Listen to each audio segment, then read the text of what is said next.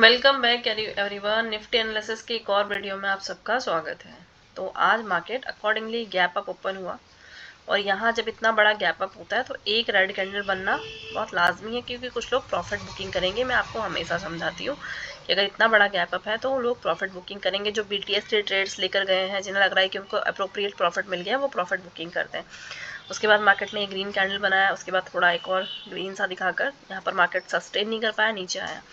और इतना नीचे आने के बाद लगभग आज का लो भी इसने निकाला और लो निकाल के सस्टेन नहीं कर पाया और 22,971 से दोबारा से ऊपर जाना शुरू किया। और उसके बाद ये पूरा दिन क्या रहा है, साइडवेज टू अप रहा है। ठीक है, साइडवेज टू अप ट्रेंड में आप इसे कह सकते हो।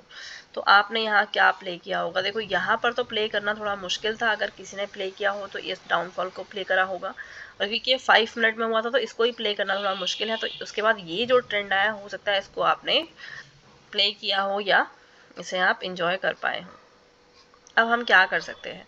आज मार्केट जहां बंद हुआ है इस जगह पर, यहाँ पर क्या है ना, पॉसिबिलिटीज़ ये हैं, क्योंकि कल फ्राइडे सेंटिमेंट को ध्यान रखते हुए हम क्या कह सकते हैं कि मार्केट माइट बी फ्लैट या लिटिल बिट गैप डाउन दिख सकते हैं। वो मेरा व्यू है, आप उसे माने ना माने वो आपकी मर्जी है। मेरा व्यू है कि या तो फ्लैट या फिर लिटिल बिट गैप डाउन हमें दिख सकता है।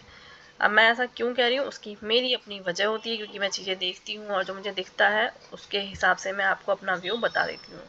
देखिए, मैं आपको गिफ्ट निफ्टी दिखाती हूँ हमेशा कि आप एक बार गिफ्ट निफ्टी देख लिया करें, उससे थोड़ा सा व्यू जो है क्लियर हो जाता है।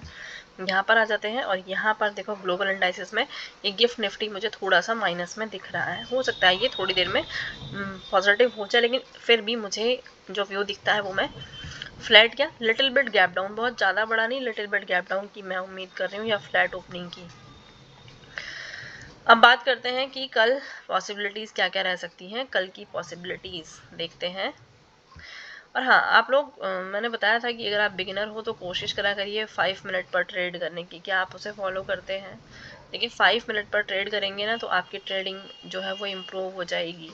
अब हम मान लो कल यहीं पर कहीं पर ओपन हो जाते हैं, थोड़ा बहुत 10-20 पॉइंट ऊपर नीचे, तो उसके बाद क्या करना है? तो पहले तो यहाँ से जाके इस जगह पे जाके जो है OI डाटा देख लेना। अब ये मत देखो, आज ये तो 20 मार्च का है ना, 27 मार्च पे कल सुबह जो डाटा बनेगा, अभी ठीक से बना नहीं होगा, अभी ठीक से राइटिंग नहीं दिखेगी। ये डाटा सारा कल आप इसे अच्छे से इंटरप्रेट कर पाओगे। तो यहाँ पर जब ये खुल गया, उसके बाद यहाँ से इस OI डाटा को देख लेना।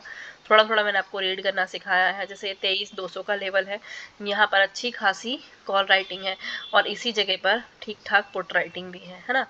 अब दोनों ही जगह कैसी हो, दोनों ही पक्ष कैसे हो रहे हैं, बराबर से, तो इस जगह पे कोई भी डिसीजन लेना मुश्किल होता है। तो आपको देखना है कि डाटा कहाँ सेटल हो रहा है, किस जगह पर डाटा अच्छा बन रहा है। तो जहाँ पर डाटा अच्छा बन रहा होता है उन लेवल्स पे आपको काम करना होता है। तो ये रोज आप 2-4 दिन 10 दिन आप OI डाटा के साथ मैच करते हुए काम करेंगे तो आपको भी एक तो ट्रेड बहुत कम हो जाएंगे आपके, और आप बेटर फील करेंगे। ठीक है, और एक चीज़ मुझे आपको आज सिखानी है। मैं रोज़ कोशिश करती हूँ कि कुछ ना कुछ आपको बता दिया जाए, सिखा दिया जाए। जैसे मैंने सबसे पहले आपको बताया था कि यहाँ से जाकर आप टाइम फ्रेम जो है 5 मिनट करिएगा।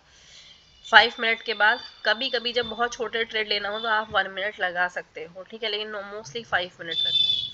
तो चलिए, अब आज मैं आपको क्या बता रही हूँ, आज मैं बता रही हूँ एक EMA की सेटिंग। यहाँ पर एक इंडिकेटर होता है जिसे बोलते हैं EMA, और EMA में आप मूविंग एवरेज रखिएगा। ठीक है, यहाँ पर मूविंग एवरेज लिखा हुआ आएगा, मूविंग एवरेज एक्सपोनेंशियल, उस पर क्लिक करिएगा।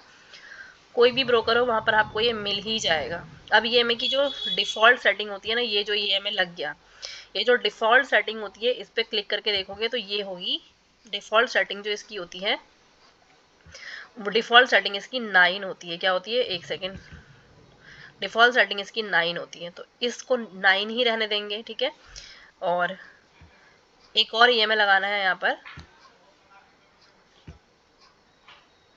एक सेकेंड। अब इस पर क्या कर देंगे, इसको कर देंगे 50, यहाँ से हटा के इसको 50 कर दीजिए। ठीक है, इसका थोड़ा सा कलर भी चेंज कर दीजिए सो दैट कि आप डिफ्रेंशिएट कर पाए। कलर रख देते हैं, मुझे वायलेट कलर सुंदर लग रहा है। ठीक है, तो ये देखिए, अब ये 9 और 50 EMA जो है ना, ये थोड़ा अच्छा वर्क करते हैं। इससे आप ना अच्छे डिसीजन ले पाएंगे। यहाँ पर आप देखेंगे, पहले तो 9 और 15 लगाना सीखे कि हाँ ऐसे इसकी सेटिंग हो जाती है, हम लगा लेते हैं। ये जो ऊपर है ये 9 EMA दिखेगा, इनपुट में जाकर देखना है, और जो नीचे है ये 50 EMA दिखेगा, ठीक है, इनपुट में जाके देखना है। इनको लगाने के बाद जब आप इसे थोड़ा सा बैक टेस्टिंग करके देखिएगा, ये नहीं आज EMA देखा है कल इस पर ट्रेड ले लिया, बिल्कुल नहीं करना होता है ऐसे। कोई भी इंडिकेटर होते हैं ना, तो वो जब काम करते हैं तो बहुत अच्छे काम करते हैं, और अगर कभी कभार काम नहीं करा तो फिर उस इंडिकेटर को दोष नहीं दिया जाता है, ठीक है। तो जब आप इसको लगाना देख लेंगे तो उसकी बैक टेस्टिंग करके देखिएगा, जब भी आप देखेंगे कि ये 50 के ऐसे ऊपर है तो वहाँ पर आपको मार्केट बुलिश दिखेगा, और जब ये 50 से मतलब इस 9 EMA से देखो रेड कैंडल नीचे बनने लगी, अभी 9 EMA के नीचे, तो यहाँ पर क्या दिखा रहा है कि डाउनवर्ड ट्रेंड है। अगर मान लो ये ऐसा हो जाता है, इसको बिल्कुल क्रॉस कर देता है, वो क्रॉस आपको 1 मिनट में देखना है। कहाँ देखना है? 1 मिनट में। देखो इसने यहाँ पर इसे क्रॉस कर दिया, तो अगर आप 1 मिनट में ट्रेड कर रहे होते ना तो आपको एक डाउन साइड ट्रेड दिख गया होता, ठीक है। अगर आप 1 मिनट में ट्रेड कर रहे होते तो आपको एक डाउन साइड ट्रेड यहाँ पर दिख गया। क्यों दिख गया? क्योंकि 50 EMA को 9 EMA ने ऊपर से आकर काट दिया। समझ रहे हैं आप मेरी बात?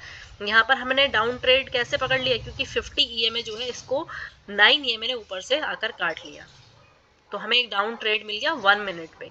ऐसे ही अगर आप चाहते हैं तो आपको अप ट्रेड भी मिल जाएगा। अप ट्रेड कैसे ढूंढेंगे? देखिए मैं आपको बता देती हूँ, इसको थोड़ा सा पीछे देखो, बैक पर मेरा कोई जोर नहीं है, कहीं भी आपको देख लेना जहां भी होगा। ये देखो यहाँ पर 50 पर क्या हुआ, इस 50 को काटा इसने 9 EMA ने ऊपर की तरफ, है ना। ये 50 EMA है, इसको 9 EMA ऊपर की तरफ काट रहा है, तो क्या अपसाइड ट्रेंड दिख रहा है। तो ये सब चीज़ आपको थोड़ा थोड़ा हेल्प करेंगी। और हाँ, ये आपको 1 मिनट में ही देखना है। छोटे ट्रेड्स देखने हैं लेकिन काम करते हैं, प्रॉपरली काम करते हैं, कि अगर 50 EMA को 9 EMA ऊपर की तरफ काट के निकल जाए तो बुलिश ट्रेंड आ जाएगा। और ऐसे ही यहाँ पर मैंने अभी आपको दिखाया, ये आज ही का है। क्या हुआ था? 50 EMA को 9 EMA ने नीचे की तरफ ऐसे काटा था तो डाउन ट्रेंड आ गया था। तो ये चीज़ें आप भी देखिए, धीरे धीरे समझिए, लिखिए। मैटर करता है लिखना। फिर जब आप लिख लेते हैं उन चीज़ों को तो कभी कभी उन्हें रिवाइज करते रहिए, क्योंकि कॉन्सेप्ट दिमाग में रहना चाहिए। जब मार्केट चल रहा है तो वो सब चीज़ें आपके दिमाग में भी होनी चाहिए, ठीक है। तो मैं रोज़ आपको कुछ सिखाने की कोशिश करती हूँ। अगर वीडियो अच्छा लगता है, समझ में आता है, तो थोड़ा सा मुझे भी हेल्प कर दीजिए, सपोर्ट कर दीजिए। मेरे चैनल को फेसबुक पर, इंस्टा पर थोड़ा सा शेयर करिए, क्योंकि आप ही लोगों की वजह से कोई भी पर्सन जो है वो यूट्यूब पर अपना एक जो नाम है वो बना पाता है। वरना नॉलेज सबके पास है, मुझसे ज़्यादा नॉलेज वाले लोग भी हैं और मुझसे कम नॉलेज वाले लोग भी हैं। जो कम है उनके पास ही बहुत सारे सब्सक्राइबर हैं, क्योंकि किसी भी पर्सन को बनाते आप लोग हैं, जो व्यूवर्स हैं वो बनाते हैं, ठीक है। तो अगर मेरी नॉलेज को आप समझ पाते हैं, इंटरप्रेट जो मैं कराती हूँ वो आपको सही लगता है, तो प्लीज़ मेरे वीडियोज़ को थोड़ा शेयर करिए, हेल्प करिए कि मैं ग्रो कर पाऊँ। Thank you very much. Next video में फिर से मिलेंगे और बातें करेंगे इसी तरह की। एक और बात बतानी थी, आप लोग ना स्टॉक के लिए बोलते हैं, देखिए स्टॉक ना स्ट्रिक्टली प्रोहिबिट करे हुए हैं, और मैं अभी बिल्कुल फ्रेश स्टार्ट ले रही हूँ। तो ऐसे में कुछ भी ऐसा काम करना जो गाइडलाइंस के खिलाफ है ना, वो थोड़ा मुश्किल हो जाता है। तो क्या है ना, गवर्नमेंट जो है जहाँ चल पाती है वहाँ चलाती है अपनी। अब फ्रॉड तो ऐसे ऐसे होते हैं, जैसे मैंने आपको दिखाया भी था, उस पर तो कोई कुछ नहीं बोलता है, लेकिन इन्फ्लुएंसर को रोका जाता है ना। ठीक है, चलिए आज के लिए इतना ही।